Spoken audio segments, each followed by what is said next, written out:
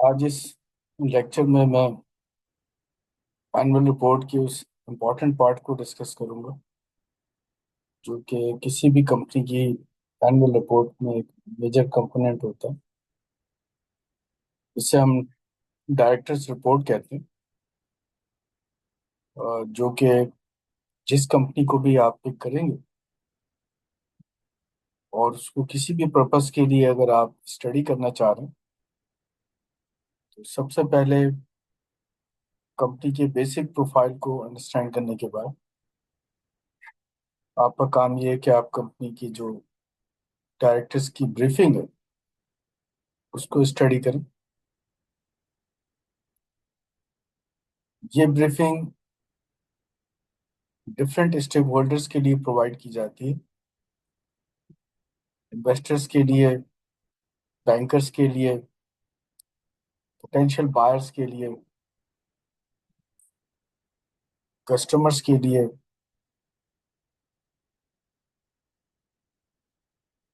तो ये जरूरी नहीं है कि आप उस कंपनी में इन्वेस्टमेंट करेंगे तभी आप डायरेक्टर्स की रिपोर्ट को स्टडी करेंगे।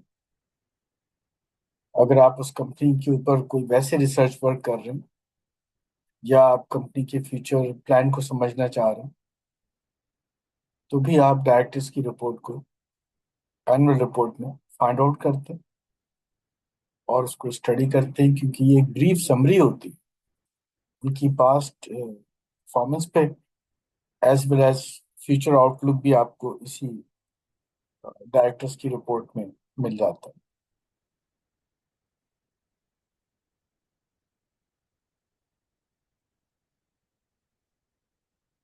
तो डायरेक्टर्स की जो रिपोर्ट है वो जितनी आपकी स्टैट्यूटरी एंड रेगुलेटरी डिस्क्लोजर्स हैं उसकी ब्रीफिंग आपको प्रोवाइड कर देगा। कंपनी की पास्ट परफॉर्मेंस, उसमें आने वाला पॉजिटिव या नेगेटिव चेंज और उसके क्या रीजंस हो सकते हैं। फॉर एग्जांपल कंपनी की ग्रोथ को वो कैसे फोरकास्ट कर रहे हैं और ग्रोथ के साथ साथ कंपनी की जो रिटर्न्स हैं उसके ऊपर उसका क्या इम्पैक्ट वो देख रहे हैं। गवर्नेंस के ऊपर उनकी क्या ओपिनियन है। ये तमाम चीजें आपकी डायरेक्टर्स की जो रिपोर्ट है उसमें आपको मिल जाती है। इसके अलावा एक ब्रीफ फाइनेंशियल हाइलाइट्स आपको मिल जाएंगे, स्मॉल समरी जिसमें कंपनी का रेवेन्यू, प्रॉफिट लॉस, उसमें आने वाला चेंज, की फाइनेंशियल मैट्रिक्स, और अगर कंपनी ने कोई डिविडेंड पे किया है या डिविडेंड के अंदर कोई चेंज आ रहा है पॉजिटिव और नेगेटिव तो वो भी आपको। तो ये जहन में रखिएगा कि जो रिपोर्ट इटसेल्फ है, पूरी एनुअल रिपोर्ट, वो सम टाइम 100 200 पेज की, 300, इवन 500 पेजेस की भी रिपोर्ट हमने ऑब्जर्व की। डायरेक्टर्स रिपोर्ट 2 पेजेस 5 पेजेस पे मुश्तमिल होती। It means that technically speaking ये एक ओवरव्यू आपको प्रोवाइड करता है अब रिगार्डिंग कंपनी परफॉर्मेंस। तो अगर आप एक शॉर्ट समरी पढ़ना चाह रहे होते हैं और कंपनी के डायरेक्टर्स की व्यू जानना चाह रहे होते हैं तो उसके लिए आपको डायरेक्टर्स की जो रिपोर्ट है वो हेल्प आउट करती है। बोर्ड की कंपोजिशंस, डायरेक्टर की कोई अपॉइंटमेंट, उसमें किसी किस्म का कोई चेंज, कोई मीटिंग्स अरेंज हुई हैं, कोई की डिसीजंस आपने फ्यूचर के लिए हैं, या किसी की डिसीजंस में कोई चेंजेस आई हैं जो कि पहले नहीं थी, अब कंपनी अपने प्लान के अंदर लेकर आ रही है। ये तमाम चीज़ें भी आपको डायरेक्टर्स की रिपोर्ट में मिल जाएंगी।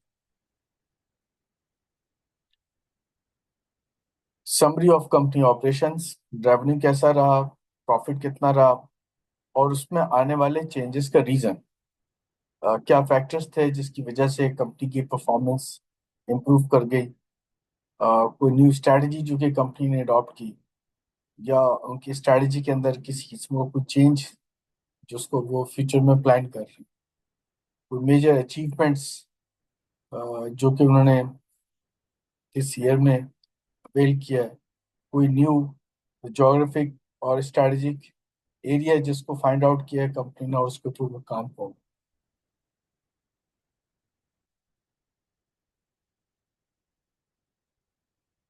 ओवरऑल मार्केट आउटलुक के साथ कंपनी अगर अपने बिजनेस में किसी किस्म का कोई रिस्क फेस कर रही है, फॉर एग्जांपल कोई मटेरियल रिस्क है, कोई इन्फ्लेशन का फैक्टर आ रहा है, कोई इंपोर्ट या एक्सपोर्ट के ऊपर किसी किस्म की कोई रेस्ट्रिक्शन इम्पोज हो रही है, जैसे रिसेंटली आपने टैरिफ फेस किया है, तो इस तरह की कोई भी चीज जो कि कंपनी के लिए पॉजिटिव या नेगेटिव पोजीशन बना सकती है, वो भी वहां पे वो डिस्कस करते हैं।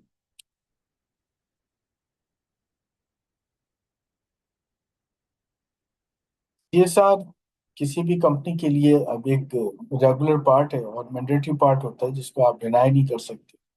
और कंपनी को अपनी परफॉर्मेंस के साथ साथ सोशल रिस्पॉन्सिबिलिटी को भी टेकअप करना होता है। तो सोशल रिस्पॉन्सिबिलिटी के प्लेटफॉर्म पे कंपनी ने क्या रोल प्ले किया है और किस तरह से वो सोसाइटी को अपनी सर्विसेज प्रोवाइड कर रहे हैं, हेल्प आउट कर रहे हैं,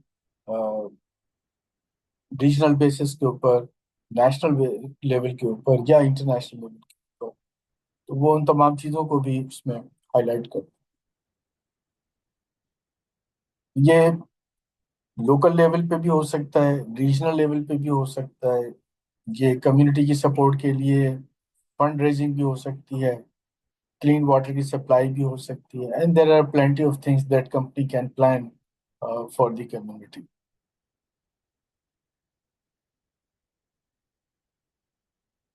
डायरेक्टर्स की तरफ से एक स्टेटमेंट भी मेंशन किया जाता है कि डायरेक्टर्स आर टेकिंग होल्स और responsibility in terms of what they are providing information in the financial statement, in terms of governance, and in terms of corporate compliance.